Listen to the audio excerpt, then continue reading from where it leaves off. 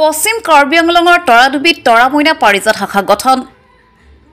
বৃহত্তৰ তুমপ্ৰিঙৰ সাংবাদিক নাৰায়ণ বৰুৱাৰ অশেষ প্ৰচেষ্টাত আৰু বৃহত্তৰ তৰাডুবিৰ বৰঘাট গাঁৱৰ বাসিন্দা তথা তৰাডুবি মানিক চন্দ্ৰ বৰদলৈ উচ্চ মাধ্যমিক বিদ্যালয়ৰ হিন্দী বিষয়ৰ শিক্ষয়িত্ৰী কল্পনা দেৱীৰ সহযোগত পশ্চিম কাৰ্বি আংলং জিলাৰ বৃহত্তৰ তৰাডুবি অঞ্চলৰ শিশুসকলৰ লগতে চেমনীয়াসকলক বিদ্যালয়ৰ পাঠ্যক্ৰমৰ উপৰিও বৌদ্ধিক, মানসিক, আধ্যাত্মিক আৰু শাৰীৰিক বিকাশৰ অৰ্থে তৰামইনা পাৰিজাত শাখা এটা সৰ্বসন্মতিক্ৰমে গঠন কৰা হৈছে। এই উপলক্ষে আজি বৃহত্তৰ তৰাডুবি ক্ৰীড়া সন্থাৰ প্ৰেক্ষাগৃহত এখনি সভা অনুষ্ঠিত কৰা হয়। সভাত সভাপতিত্ব কৰি তৰাডুবিৰ শংকৰী সংস্কৃতি সাধক তথা তৰাডুবি ক্ৰীড়া সন্থাৰ সভাপতি খগেন দাৰফাঙে। সভাত উপস্থিত থাকে সদৌ মইনা পাৰিজাতৰ কাৰ্যকৰী সদস্য শৰৎ মহন্ত, সদৌ মইনা পাৰিজাতৰ নগাঁও জিলাৰ সম্পাদক বিশ্বজিৎ কাকতিৰ প্ৰমুখ্যে আহ্বায়ক কল্পনা দেৱী আৰু সাংবাদিক নাৰায়ণ বৰুৱা।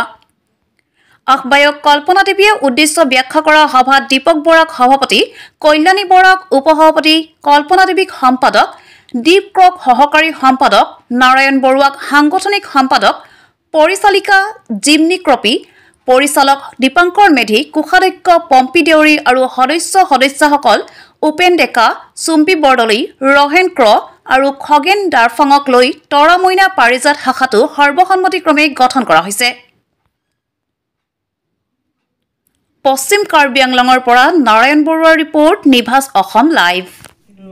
দুৰ্ভাগ্যবশতঃ কিছুমানৰ বিশেষ ব্যক্তিগত অসুবিধা বিভিন্ন কাম কাজৰ কাৰণে আহিব পৰা নাই আৰু যেহেতু আমাৰ তিৱা এটা অনুষ্ঠান হৈ আছে, সেই অনুষ্ঠানটোৰ কাৰণেও তেওঁলোকে তাত নৃত্য গীতত জড়িত হৈ আছে। যিয়ে নহওক যিসকল আহিছে তেওঁলোকলৈ অশেষ ধন্যবাদ জনাইছোঁ।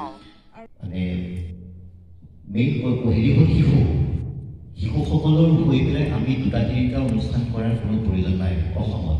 গতিকে আমি দুইটা অনুষ্ঠান লগ হৈ পেলাই আমি এটা অনুষ্ঠান কৰোঁ, যিহেতু আমাৰ উদ্দেশ্য হ'ল শিশুসকলৰ মানসিক, বৌদ্ধিক, আধ্যাত্মিক, শাৰীৰিক সকলো উৎকৰ্ষ সাধনৰ কাৰণে আমি মইনা পাৰিজাতৰ কাম কৰোঁ।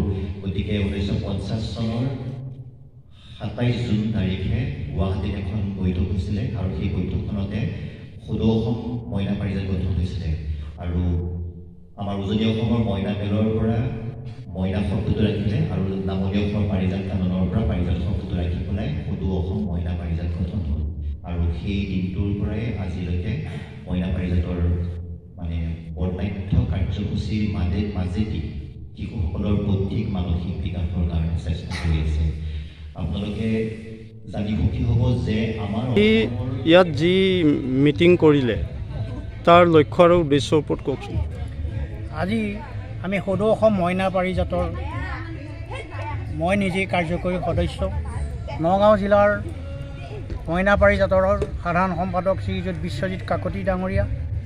আজি পশ্চিম কাৰ্বি আংলঙৰ তৰাডুবি এই অঞ্চলত আহি আমি এটি শাখা মইনা পাৰিজাতৰ শাখা ইয়াত গঠন কৰোঁ আৰু বিভিন্ন দিশ আমি শাখাৰ কি কৰণীয় কৰ্তব্য আছে সেইখিনি আমাৰ পৰা তেওঁলোকে বুজি লৈছে আৰু ইয়াত সুন্দৰ এটা পৰিৱেশ আমি পাইছোঁ। ইয়াত এটা সুন্দৰ শাখা হ'ব বুলি আমি আশা কৰিছোঁ আৰু ইয়াৰ মানুহখিনি আমি যথেষ্ট আমাৰ লগত সহযোগিতা কৰাৰ মানসেৰে আমাক একাত্মভাৱে আমাক সহযোগ কৰিছে।